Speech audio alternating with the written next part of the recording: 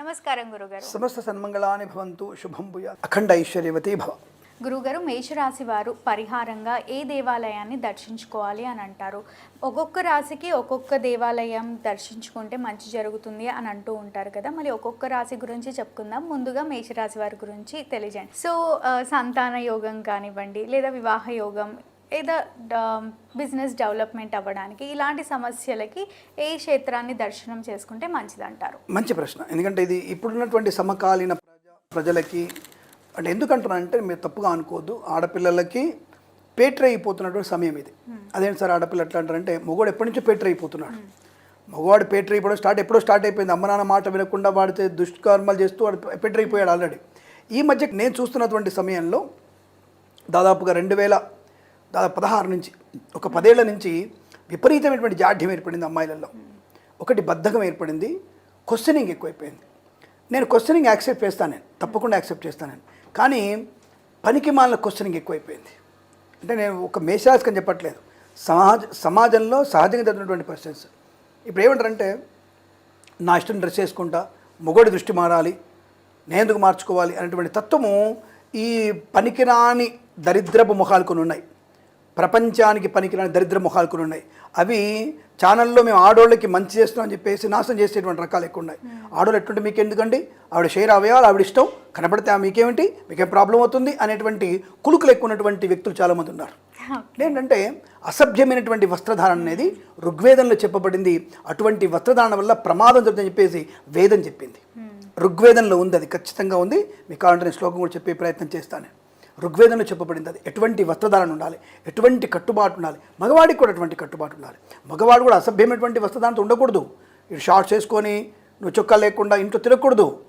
నువ్వు మోకాళ్ళ కింది వరకు షార్ట్ ఉండాలి. ఒకవేళ షార్ట్ వేసుకోవాలనుకుంటే యాక్చువల్గా అయితే కింది వరకు కట్టుకోవాలి, కానీ మోకాళ్ళ కింది వరకు మనం షార్ట్ వేసుకొని బనితో ఉండాలి. నీ కూతురు ముందైనా సరే, భార్య ముందైనా సరే, తల్లి ముందైనా సరే, మగవాడు అలాగే ఉండాలి.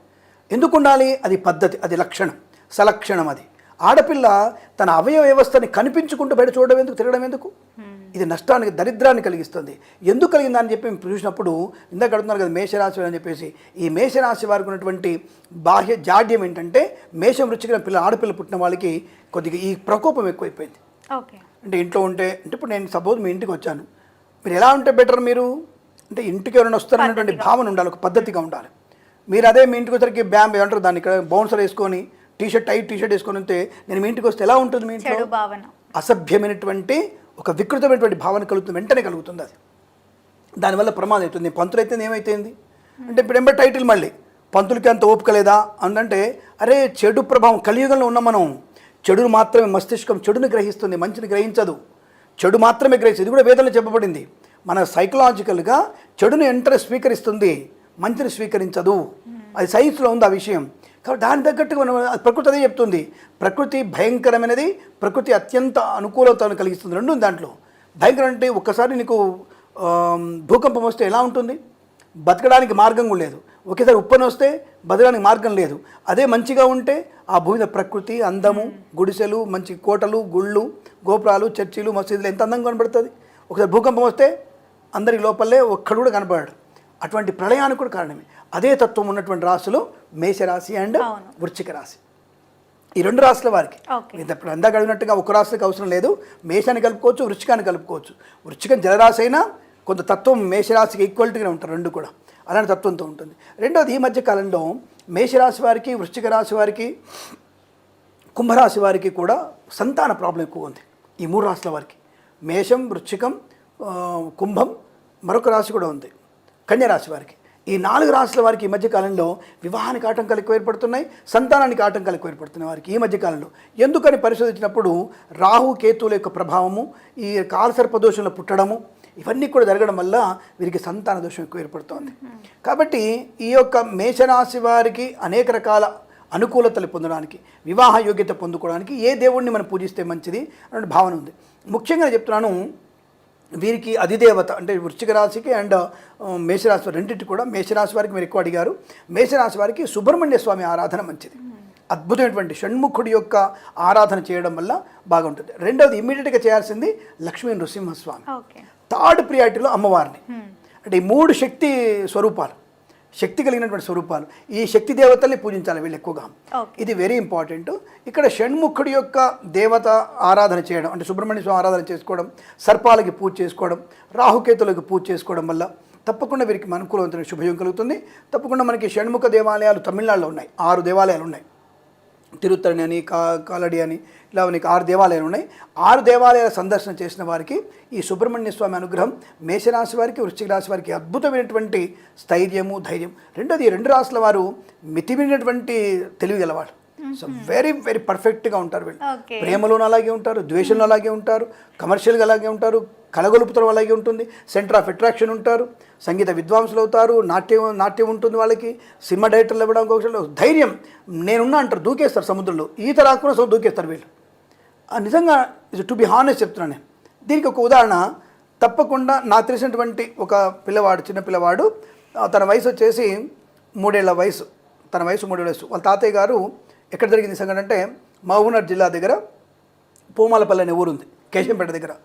పూమాలపల్లి ఊళ్ళో ఒక ఆయనకి, ఒక బ్రాహ్మణ కుటుంబంలో ఒక ఆయనకి మనవడు పుడితే బావి దగ్గర పొలం పని చేస్తున్నప్పుడు 4 ఏళ్ళ 3 ఏళ్ల వయసు ఉన్నప్పుడు ఆ పిల్లవాడు ఈ తాత అన్నట్టుగా, తాత దూకుతావరా అన్నాడట. మీ నమ్మతో నమ్మరు, ఆ 3 ఏళ్ల పిల్లవాడు బావిలో దూకేశాడు. ఆ పిల్లాడి వృశ్చిక రాశి. ఓకే. అంటే వెనక ముందు ఆలోచించాడు, కాన్ఫిడెన్స్. సరే వెంటనే పక్కనోడు దూకారు, అమ్మ ఏదో సచ్చర బాపనోడు అని చెప్పేసి గబ్బగా దూకారు, ఆ పిల్లని తీసుకొచ్చారు. ఏం కాదు, వాడు హ్యాపీగా ఉన్నాడు, మళ్ళీ వాడికి నీళ్ళు మింగలేదు. అంటే అటువంటి చిన్నప్పుడే అటువంటి మానసిక స్థైర్యం ఉంటుంది వాళ్ళకి, అంటే కాన్ఫిడెన్స్ లెవెల్స్ బాగా ఉంటాయి.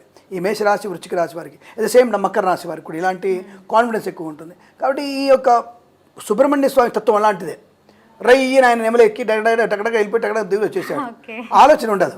ఈ ఆలోచన కలగడానికి, జాగ్రత్త పడడానికి సుబ్రహ్మణ్య స్వామి పూజ, ఆయన నీలాగా ఆవేశపడకుండా మమ్మల్ని కాపాడుతుంటారని చెప్తే ఆయన అన్నగారితో కొద్దిగా మంత్రాలు జరిపి మన కార్యసిద్ధి కలిగించే అవకాశం ఎక్కువగా ఉంటుంది. ఈ సమయంలో మీరు తప్పకుండా ఈ సుబ్రహ్మణ్య క్షేత్రాలు దర్శించడం అనేది చాలా ఇంపార్టెంట్. భాగ్యనగరంలో మనకి స్కందగిరి దేవాలయం ఉంది, భాగ్యనగరంలో వారికి స్కందగిరి ఉంది. అలాగే ఆంధ్రాలో మోపిదేవి ఉంది మనకి. అలాగే మనకి తెలంగాణలో లక్ష్మీనరసింహస్వామి యాదగిరిగుట్ట ఉన్నాడు. అలాగే మనకి అమరావతి దగ్గర మంగళగిరిలో పానకాల స్వామి ఉన్నాడు. ఇలా మనకి లక్ష్మీనరసింహ దేవాలయం. అలాగే బెజవాడలో దుర్గమ్మ దర్శనం చేసుకోవడం, ఇక్కడికి వచ్చరికి జోగులాంబ అమ్మవారిని తెలంగాణలో దర్శనం చేసుకోవడం వల్ల, అంటే ఇవన్నీ కూడా ఈ మేషరాశి వారికి అనుకూలవంతమైన శక్తిని కంట్రోల్ చేసేటువంటి శక్తి కలిగిస్తాయి. ఆల్రెడీ శక్తి కదండి, మీరే చెప్తున్నారు, కాన్ఫిడెంట్, హై లెవెల్, టెంపర్మెంట్ మీరే చెప్తున్నారు. మళ్ళీ ఈ శక్తి దేవతల్ని పూజిస్తే ఆయన కష్టం కదా అంటే ఆ శక్తి దేవతలందరూ విని కంట్రోల్ చేస్తారు. ఒరే నువ్వు మాలా కాదరా, మమ్మల్ని దృష్టిలో పెట్టుకోకు, మేము దేవుళ్ళం, నువ్వు కంట్రోల్లో ఉండని చెప్పేసి వీడిని కంట్రోల్లో పెట్టగలంటే ఈ అమ్మాయిని కానీ అబ్బాయిని కానీ కంట్రోల్ పెట్టగలిగే అవకాశం ఉంటుంది. రెండవది మేషరాశి వారికి, వృశ్చిక రాశి వారికి, మకర రాశి వారికి, ధనుస్సు, మీనరాశి వారికి, సింహరాశి వారికి కుజదోషం ఉండదు. ఒకరికైనా కుజదోషం ఉన్న వాళ్ళు కూడా ఈ సుబ్రహ్మణ్య స్వామి క్షేత్రాలు దర్శనం చేయడం వల్ల ప్రయోజనం ఉంటుంది. అలాగే అంటే ఒక రకంగా ఇది కొంత ఆశ్చర్యం కలిగించే అవకాశం ఉంటుందేమో. నేను అంటే చెప్తే సాలే సోద్యం ఎక్కువ అనుకుంటారేమో. నేను ఎక్స్పీరియన్స్ చెప్తాను కొంతవరకు ఇలా చేస్తే మంచిదని. వృశ్చిక రాశి, మేషరాశి ఉన్నటువంటి పంతులతో కుజగ్రహ దోష నివారణ పూజ చేయించుకోవడం మంచిదంటానే. ఇది నేను బాగా కనిపెట్టాను ఈ విషయంలో. ఎందుకంటే వాళ్ళ నక్షత్రం ప్రభావం అది, వాళ్ళతో అనుసంధానమైనప్పుడు తప్పకుండా నీకు దాని ప్రభావం తగ్గిపోతుంది. కుజగ్రహ దోషం ఉన్నప్పుడు కూడా తప్పకుండా మీరు అనురాధ, జ్యేష్ఠ, విశాఖ 4వ పాదం, అశ్విని, భరణి, కృత్తిక 1వ పాదంతో ఉన్నటువంటి బ్రాహ్మల చేత, లేదా ధనిష్ట, శ్రవణ నక్షత్రం ఉన్నటువంటి బ్రాహ్మల చేత, అలాగే మఖ, పుబ్బ, ఉత్తరా నక్షత్రం ఉన్నటువంటి బ్రాహ్మల చేత, మీరు కనుక ఉత్తరాభాద్ర నక్షత్రం, రేవతి నక్షత్రం, అలాగే ఉత్తరాషాఢ మనకి పూర్వాష నక్షత్రం ఉన్నటువంటి బ్రాహ్మల చేత కనుక ఈ కుజదోష నివారణ పూజలు, వివాహ సంబంధ ఆటంకం ఉన్నవారు, సంతాన సంబంధ ఆటంకం ఉన్నవారు పూజ చేయిస్తే తప్పకుండా మీకు అనుకూలంగా ఉంటుంది. అంటే ఇప్పుడు నక్షత్రాలు పాదాలు అడిగి చేయించుకోవాలి. అంటే అంటే నేను చెప్తున్నా, అంటే అటువంటి పంతులు అడగండి. మన ఇంటి పంతులు ఉంటారు, పంతులు ఒక వృశ్చిక రాశి ఉన్న పంతులు తీసుకురండి పంతులు గారు అంటే ఆ 5 ఒకడు ఉంటే సరిపోదుగా. అంటే అలా మనం అడగడం తప్పేం లేదుగా. అలాంటప్పుడు ఎందుకమ్మా అంటే పలానా కిరణ్ శర్మ చెప్పాడంటే ఆవిడ పిచ్చివాళ్ళు వాడు చెప్తాడంటే నమ్మకండి. ఎందుకంటే ఈయన కుజగ్రహాధిపతి రాశి కదా, ఈయన చేయడం వల్ల తప్పకుండా ఒక పాజిటివ్నెస్ ఎక్కువ ఉంటుంది. ఇప్పుడు ఒక 2 వ్యక్తులు, ఇప్పుడు మనం సపోజ్ మొన్న పడవలో ప్రయాణం చేస్తున్నారు అందరు కూడా, పాపం మొన్న మన భారతీయులు 3 ప్రమాదంలో, బాంబులు వేయడంలో ప్రమాదం చనిపోయారు. ఆ 3 తెలుగు వాళ్ళని చెప్పినప్పుడు అందరం బాధపడుతున్నాం. ఎందుకు బాధపడుతున్నాం? అరే మన తెలుగువాడయ్యో, మన తెలుగు వాళ్ళు 3 చనిపోయారే, అన్యాయంగా చనిపోయారని బాధపడుతున్నాం కదా. అదే నావల్ వాళ్ళు 3 కలిసి ఉంటే అరే మనవాళ్ళ అని ఓకే మనం అని ఎలా అనుకుంటారు అంటే ఒక ఆత్మీయత పెరుగుతుంది. అలా ఆత్మీయతని ఒక ఇంటర్నల్ కూడా ఒక ఎమోషనల్ అటాచ్మెంట్ పెరగడానికి అవకాశం ఉంది. కాబట్టి ఆ రాశి వాళ్ళు ఉంటే పూజ చేయించుకోవడం మంచిది అంటాను. లేదా మీరు తప్పకుండా ఈ క్షేత్ర దర్శనాలు చేయడం, ఈ షణ్ముఖ దేవాలయాలు దర్శనం చేయడం వల్ల తప్పకుండా ప్రయోజనం బాగా ఉంటుంది. అందుకంటే అలాగే శ్రీశైలంలో మల్లికార్జున స్వామి అమ్మవారి అయ్యవారి దర్శనం, అక్కడ అమ్మ బ్రహ్మరాంబిక దర్శనం చేసుకున్నా కూడా అనుకూలవంతమైన శుభయోగాలు ఈ మేషరాశికి, వృశ్చిక రాశికి, మకర రాశికి ఉంటాయి. ఈ మేష వృశ్చిక రాశి వాళ్ళు ఈ దేవాలయాల్ని సందర్శిస్తే చాలా మంచిది. ధైర్యము, స్థైర్యము, ఆరోగ్యం. రెండోది వీళ్ళంత ఆరోగ్యంతో ఎవరు ఉండరు. ఈ 12 రాశులలో ఈ మేష వృశ్చిక రాశి వాళ్ళంత ఆరోగ్యం ఎవరు ఉండరు, అంత ఆరోగ్యంగా ఉంటారు. అందులో వృశ్చిక రాశి వాళ్ళకి 93 అబోవ్ ఆయుష్ ఉంటుంది. సరస్వతీదేవిని మనం స్తుతిద్దాం. తప్పకుండా. సరస్వతీ నమస్తుభ్యం వరదే కామరూపిణి విద్యారంభం కరిష్యామి సిద్ధిర్భవతు మే సదా. ఇది సింపుల్ శ్లోకమే కదా అనుకుంటాం. ఇప్పుడు నా సుదీర్ఘమైనటువంటి ప్రయాణంలో మీతో మొదటి రోజు తర్వాత ఈరోజు అనర్ఘళమైనటువంటి సరస్వతి కటాక్షం మీకు కలిగిందేమో అనిపిస్తుంది. అనర్ఘళంగా మాట్లాడుతున్నారు అండ్ బ్రహ్మాండంగా చక్కగా ఏలినాట్స్ అని ఆ మేషరాశి ఇవన్నీ కూడా ఒక చక్కగా ఒక వక్తలాగా ఒక పండితురాల్లా చక్కగా చెప్పారు. మీతో మాట్లాడుతూ నాకు కూడా వస్తుంది. అదే అంటున్నా. అంటే ఏమవుతుందంటే అది సరస్వతీదేవి యొక్క గొప్పతనం అనమాట. ఆ సరస్వతీదేవి కటాక్షం ఈ మేషరాశి వారికి ఉంది ఇప్పుడు ప్రజెంట్. మేషరాశి వాళ్ళు ఎవరు అంటే ఇప్పుడు వాళ్ళు దానికి సింబల్ పెట్టారు, మేకను పెట్టారు. అంటే మేకపోతు గాంభీర్యము అని. తర్వాత వీళ్ళకి అంటే ధైర్యం ఉండదా అండి అని అంటే వాళ్ళల్లోనే ఆర్మీ ఆఫీసర్సు, పోలీస్ ఆఫీసర్సు, సెక్యూరిటీలు, ఏటీఎం బ్యాంకుల దగ్గర ఉన్న సెక్యూరిటీలు, ఫైర్ ఎక్స్టింగ్విషన్ డిపార్ట్మెంట్ వాళ్ళు, కెమికల్ ఇంజనీరింగ్ డిపార్ట్మెంట్ వాళ్ళు, బయట చేస్తున్నటువంటి రెడ్డి ల్యాబ్స్ ఇలాంటి ల్యాబ్స్లో చేసేటటువంటి స్టాఫ్ అంతా కూడా ఈ మేషరాశి వారు ఎక్కువ మంది ఉంటారు. వీళ్ళకి ఏంటంటే స్ఫోటకు మచ్చలు వస్తాయి ముఖంలో, ఏదో ఒక దశలో చికెన్ పాక్స్, స్మాల్ పాక్స్ లాగా వచ్చి అలా రాకపోయినా సరే మచ్చల కింద ఉంటాయి.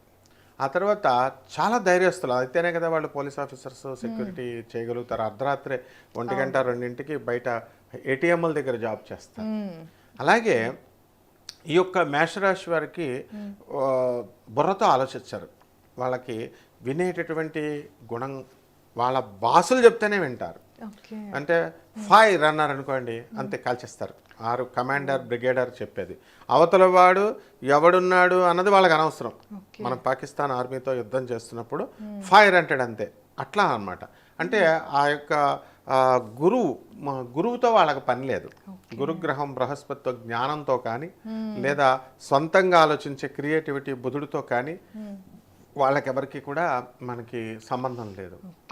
ఆర్డర్ సుప్రీం వాళ్ళ యొక్క కమాండ్స్ని వినడం ఒక్కటే వాళ్ళు చూసుకుంటారనమాట.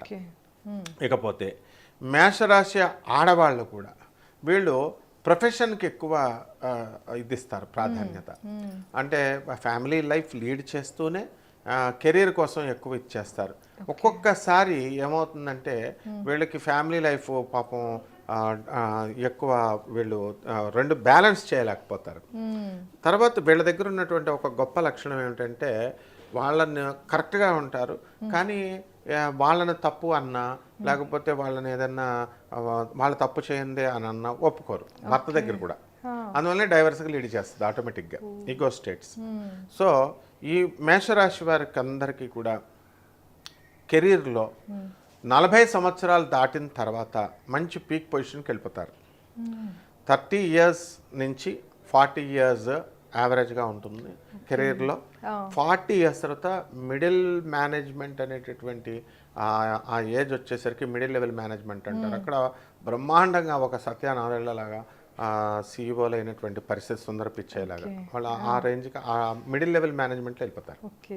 అదేవిధంగా ఈ యొక్క మేష రాశి వారికి మరి ఏమి రోగాలు వస్తాయండి? రోగాలు కూడా తెలియాలి కదా ప్రతి మనిషికి కూడా. చికెన్ పాక్స్, స్మాల్ పాక్స్ మామూలువి. అండ్ మోకాళ్ళ నొప్పులు, కాల్షియం డెఫిషియన్సీ, లేడీస్లో పీసీఓడి, పీసీఓఎస్ ప్రాబ్లమ్స్, ఋతుక్రమాలు సరిగ్గా రాకుండా ఉండడము. ఎందువల్లంటే రక్తానికి సంబంధించినటువంటి వాడు కుజుడు. ఈ యొక్క రమ్ రమ్ రమ్ రక్త బీజం అంటాం. రుధిరవర్ణం రక్త బీజం అంటే రక్తవర్ణంలో ఉంటాడు సుబ్రహ్మణ్యేశ్వర స్వామి అంటాం చూసారా. ఇకపోతే వీళ్ళ లక్కీ నెంబర్ 9. ఇక దిశ వచ్చేసరికి వీళ్ళకి పడమర దిక్కు అనేటటువంటిది ఫస్ట్ ప్రిఫరెన్స్ అయితే సెకండ్ దక్షిణ దిక్కు కూడా బ్రహ్మాండంగా సరిపోతుంది. ఇక వీళ్ళందరూ కూడా పూజించాల్సినటువంటి భగవంతుడు సుబ్రహ్మణ్యేశ్వర స్వామి. వీళ్ళకి లక్కీ డే ఏమిటి మేషరాశి వారికి అంటే మంగళవారము చాలా శ్రేష్టమైనటువంటిది. అయితే మంగళవారం నాడు వీళ్ళు ఎంత కఠినమైనటువంటి పని స్టార్ట్ చేసినా కూడా సక్సెస్ అవుతుంది. చాలామంది తెలియక ఏమనుకుంటారంటే ఏమండి మంగళవారం పని చేయదండి, మంగళవారం జనరల్గా మంగళవారం కూడా మంగళ షాపులు కూడా కట్టేస్తారు కదా, కటింగ్ షాపులు అని అనుకుంటారు. కానీ దానికి జయవారము అంటారు. జయ తతిబలో దేవో, ఆయన ఆంజనేయ స్వామి వారికి ఆరాధన ఈరోజు మనం చేస్తాము. దానివల్ల వీళ్ళు చేసేటటువంటి ఆరాధన వల్ల ఈ యొక్క మేషరాశి వారు అందరూ కూడా ఎంతో దినదినాభివృద్ధి అవుతూ ఉంటారు. ఉపాసన బలం చాలా అవసరం ప్రతి మనిషికి కూడా. అయితే వీళ్ళు పూజించాల్సినటువంటి ఈ యొక్క భగవంతుడు మనకి సుబ్రహ్మణ్యేశ్వర స్వామి, అలాగే ఆంజనేయ స్వామి వారు. కాబట్టి మనకి గుంతకల్ దగ్గర కస్సాపురము అనేటటువంటి ఆంజనేయ స్వామి వారి మందిరం ఉంది. ఇప్పుడు ప్రజెంట్ దాన్ని నిర్మాణం చేస్తున్నారు టెంపుల్. చక్కగా ఈ చెక్కతో ఆంజనేయ స్వామి వారి విగ్రహాన్ని చూపిస్తున్నారు. తర్వాత ఆ గుంతకల్ దగ్గర చాలా ఫేమస్ అనమాట ఆంజనేయ స్వామి వారు. మనోజవం ఆర్తతుల్య వేగం జితేంద్రియం బుద్ధిమతాం వరిష్టం వాతాత్మజం వానరయూధ ముఖ్యం శ్రీరామదూతం శరణం ప్రపద్యే. ఆ శ్రీరామచంద్ర ప్రభు యొక్క నామాన్ని మనం స్మరించుకుంటూ ఈ యొక్క ఆంజనేయ స్వామి వారిని శ్లోకంతో కనుక మనం జపం చేసినట్లయితే వీళ్ళ యొక్క మేషరాశి వాళ్ళకి శక్తి యాక్టివేట్ అవుతుంది. నెక్స్ట్ ఇంకొకటి ఏంటంటే ఏ క్షేత్రానికి వెళ్ళాలి అండి అన్నప్పుడు తమిళనాడులో ఉన్నటువంటి పళని సుబ్రహ్మణ్యేశ్వర స్వామి క్షేత్రానికి వెళ్ళాలి వీళ్ళు. మేషరాశి టైం బాగాలేదు అన్నప్పుడు ఇప్పుడు ఏలినాటి శని జరుగుతుంది కాబట్టి ఈ ఏలినాటి శనిలో వీళ్ళు పళని సుబ్రహ్మణ్యేశ్వర స్వామి వారి దగ్గరికి వెళ్ళి కావడి సేవ అని ఒక సేవ ఉంటుంది. అక్కడ క్రింద మనకి నీలగిరి పళని హిల్స్ మీద శక్తి హిల్స్ అని చెప్పేసి, తర్వాత శివ హిల్స్ అనేసి రెండు ఉంటాయన్నమాట. ఈ రెండు కావడికి రెండు కర్రతో దాన్ని పువ్వులతో డెకరేషన్ చేసి నెమలి పింఛలతో డెకరేషన్ చేసి వీళ్ళు అక్కడి నుంచి బయలుదేరుతారు. తర్వాత ఎవరి సుబ్రహ్మణ్యేశ్వర స్వామి అంటే సాక్షాత్తు పార్వతీదేవి కుమారుడు అని అందరికీ తెలుసు. ఈ యొక్క ఏలినాటి శని దోషాలకి శని సర్పరూపము, కుజుడు సర్పరూపము, రాహు సర్పరూపము, కేతువు సర్పరూపము. అలాగే ఈ యొక్క అనంతాది నవకుల నాగదేవతలు ఉంటారు మనకి. అనంతాది నవకుల నాగదేవతాభ్యో నమః అంటాం. అనంతుడు, శంకుపాలుడు, తర్వాత ఈ యొక్క శ్రీకృష్ణుడు మర్ధించినటువంటి కాళీయుడు, ఆదిశేషుడు, ఇలాగ విష్ణుమూర్తి పడుకున్నటువంటి ఆదిశేషుడు, వీళ్ళందరూ కూడా సర్పదేవతలే. అలాగే నాగదేవతలు ఉంటారు, లేడీ దేవతలు. రేణుకా ఎల్లమ్మ, చిన్నమస్తా తల్లి, వైష్ణవిదేవి, మానసాదేవి, వీళ్ళంతా కూడా సర్పదేవతలే. వీళ్ళందరూ ఎవరు సర్పదేవతలకు చేసినా ఈ కాలసర్ప దోషాలైనా, కుజ దోషాలైనా, మంగళ దోషాలైనా, ఈ దోషాలన్నీ కూడా పోవాలి అని అంటే దానికి అధిపతి ఎవర్రా అంటే సుబ్రహ్మణ్యేశ్వర స్వామి. దానికి ఎవరంటే శ్రీవల్లి దేవసేన సమేత శ్రీ సుబ్రహ్మణ్యేశ్వర స్వాముల వారు. ఈయన ఎక్కడ వెలిసారు అంటే పళనిలో వెలిసారు. ఎందువలన వెళ్ళాల్సి వచ్చింది, అక్కడ ఆవిర్భవించాల్సి వచ్చింది అంటే స్వయంభూగా అంటే ఒకసారి ఏం జరుగుతుంది, శివపార్వతులు ఇద్దరు కూడా తమ కొడుకైనటువంటి వినాయకుడికి, పెద్ద కొడుకైనటువంటి వినాయకుడికి జ్ఞానఫలం అంటే తమిళనాడులో జ్ఞానఫజం అంటాం. ఆ జ్ఞానఫజం అనేటటువంటి పదవిని ఆయనకి ఇచ్చేశారు. ఎలాగైతే విఘ్నాధిపత్యము, ఈ యొక్క జ్ఞానం గాడ్ ఆఫ్ విజ్డమ్ అంటాం మనము, అలాగా పవర్ ఆఫ్ విజ్డమ్. అందుకనే ఇప్పుడు మనం కనుక చూసుకున్నట్లయితే ఈ యొక్క Murugan power of God of power అని జూనియర్ ఎన్టీఆర్ను పెట్టి సుబ్రహ్మణ్యేశ్వర స్వామి వారి సినిమా తీస్తున్నాడు. ఎవరు? త్రివిక్రమ శ్రీనివాస్, నాగవంశి. దీంట్లో మరి ఎందువలన అనంటే ఈ యొక్క సుబ్రహ్మణ్యేశ్వర స్వామి అక్కడ 3 రూపాలలో ఉంటాడనమాట. ఏమిటి ఆ రూపాలు అనంటే వల్లి, దేవసేన, సుబ్రహ్మణ్యేశ్వర స్వామి. సుబ్రహ్మణ్యేశ్వర స్వామి ఎవరు అంటే జ్ఞానానికి ప్రతిరూపం. ఎలా అయ్యాడు అనంటే తన అన్నయ్య అయినటువంటి వినాయకుడి వారికి ఈ యొక్క గాడ్ ఆఫ్ పవర్ ఇచ్చేసారు కదా, power of God of power ఇచ్చేసారు కదా, ఆ విజ్డమ్ ఇచ్చేసరికి జ్ఞాన ఫలితాన్ని ఇచ్చేసారు. అప్పుడు అన్నయ్యకి ఇచ్చేసారు, మరి నాకు ఇవ్వలేదు అని చెప్పేసి అలిగి, చిన్నపిల్లడు కదా ఈయన కూడా, అలిగేసి పళని కొండ మీదకి వెళ్ళి అక్కడ ఉంటాడు. తమ కొడుకు ఎక్కడికి వెళ్ళిపోయాడు రా బాబు అని ఏ విధంగా అయితే మామూలు మనుషులు ఎత్తుక్కుంటారో ఆ విధంగా పళని కొండ దగ్గరికి వెళ్ళి తల్లిదండ్రులు ఎత్తుక్కుంటారు. వెతుక్కుని ఏంట్రా నాయన అంటే ఆయన కోపం, ఆయన అలిగాడు, ఆయన అలక తీర్చాలి, ఇప్పుడు ఏ చాక్లెట్టో ఏదో ఒకటి ఇవ్వాలి చిన్నపిల్లలకి. ఆ విధంగా ఏమిట్రా నీ బాధ అంటే జ్ఞానఫలం అని పండు ఇచ్చేసారు కదా ఆయనకి, యాపిల్ పండులాగా, నాకు అవసరం లేదంటే, ఒరే నాయన ఆయన జ్ఞానఫజం అయితే నువ్వు జ్ఞానఫజం నీయప్ప అంటే అసలు ఆ విజ్డమే నువ్వురా నాయన. ఆ బుద్ధి ఓం సర్వచైతన్య రూపాం తామాధ్యాం విద్యాం చదివి బుద్ధిం యోన ప్రచోదయాత్ బుద్ధి ఓం భూర్భువస్వః తత్సవితుర్వరేణ్యం భర్గో దేవస్య ధీమహి ధియో యోన ప్రచోదయాత్. ఇవన్నీ కూడా ఏం చెప్తాయంటే మన బుద్ధి బలాన్ని ప్రేరేపించుగాక అంటాం. ఆ ప్రేరేపించేవాడే సుబ్రహ్మణ్యేశ్వర స్వామి. ఏలినాటి శని సమయంలో ఏమవుతుందంటే మన బుద్ధి మందగిస్తుంది. మందగిచ్చి లేనిపోని అపనిందలు మీరు చేసినా చేయకపోయినా సంబంధం ఉండదు, అపనిందలు వచ్చేస్తాయి. తర్వాత మీకు అందరూ విరోధులైపోతారు. ఏలినాటి శని అంటే అదే. అందువలన మనము టీచింగ్ చేస్తాడనమాట దేవుడు ఆ యొక్క టైంలో. అంటే తల్లిదండ్రులను దూరం చేసేస్తాడు, బంధువులను దూరం చేసేస్తాడు, తర్వాత అవసరం చంపేస్తాడు కూడా, తర్వాత ఆస్తులు కోల్పోతారు. ఇవన్నీ ఎందువలనంటే ఒక్కొక్కటి తీసేసి నీకు ఈ ప్రపంచంలో ఏదీ లేదు నాయన, శాశ్వతమైంది నిన్ను నువ్వే అని తెలియచెప్పడం. ఆ విధంగా ఆ పళని సుబ్రహ్మణ్యేశ్వర స్వామి వారికి అక్కడ జ్ఞాన ఫజం నీయప్ప అని అనగానే ఆయన అలక మానేసి అప్పుడు తన అటైర్ ఆఫ్ గాడ్ అటైర్ అంటే భగవంతుని యొక్క రూపాన్ని ఆయన వదిలేసి ఆ అటైర్ని ఆ పొజిషన్ వదిలేసి ఒక దండం పట్టుకుంటాడు, ఒక కర్ర, దాని మీద చివర జెండా కోడిపుంజులా ఉంటుంది. అది తీసుకొని పళని కొండ పైన వెలిశాడు.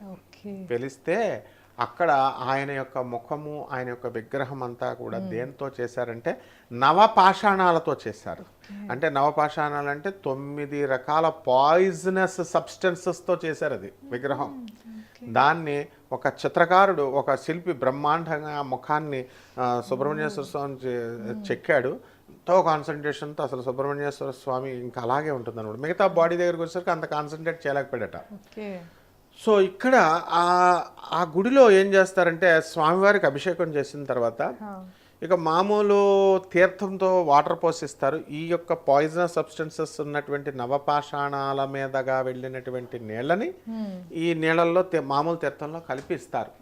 దీనివల్ల ఏమవుతాయంటే ఎంతో మంది రకరకాల రోగాలు, ఎయిల్మెంట్స్, డిసీజెస్ ఉన్నటువంటి వాళ్ళు ఈ యొక్క తీర్థాన్ని తీసుకునేసరికి ఈ యొక్క సకల రోగ నివారణలాగా రోగాలు తగ్గిపోతాయి. ఇది మెరాకిల్ కాదు. ఇది ప్రతి దేవుడికి సంబంధించి ఎవరు కూడా మెరాకిల్స్గా చెప్పుకోకూడదు అనమాట. కానీ ఇక్కడ ఒక కెమికల్ ఈ రియాక్షన్ అనేటటువంటిది జరుగుతుంది ఈ పాషాణాల వల్ల. నవపాషాణాల నుంచి వచ్చేటటువంటిది ఆటోమేటిక్గా బాడీని హీల్ చేస్తుంది అని సైన్స్ ఉంటుందన్నమాట. We have sedimentary rocks, we have metamorphic racks.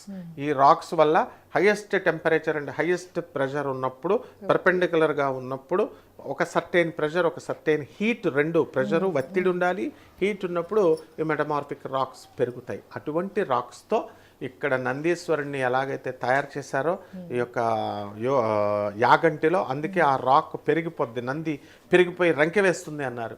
So ఇది నగ్న సత్యం అన్నమాట. సుబ్రహ్మణ్యేశ్వర స్వామి మేషరాశి వాళ్ళు ఎవరైతే పాపం కష్టాలతో ఉండి అప్పుల బాధతో ఉన్నటువంటి వాళ్ళు ఏలినాటి శనిలో తమ భార్యను వదిలేసి వెళ్ళిపోయారు చాలా మందికి, చిన్న చిన్న ఈగో ప్రాబ్లమ్స్ వల్ల.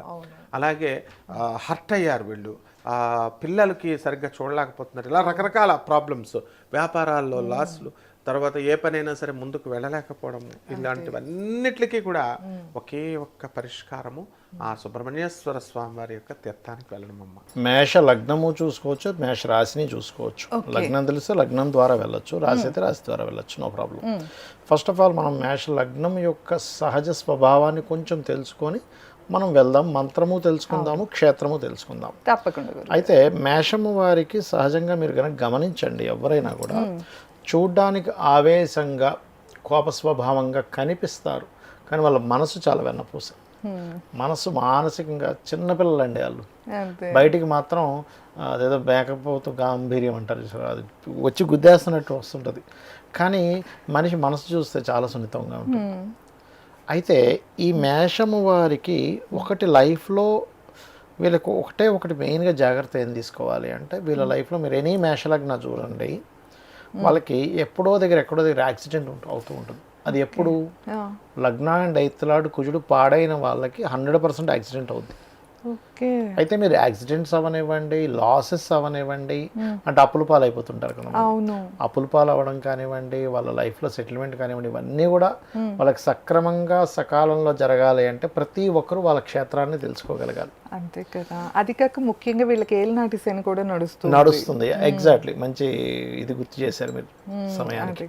ఇక్కడ ఏంటంటే ఒకటే గుర్తుపెట్టుకోండి, ఇది ఒకటి. రెండవది, వీళ్ళు పొరపాటును కూడా అప్పులు ఇవ్వకూడదు.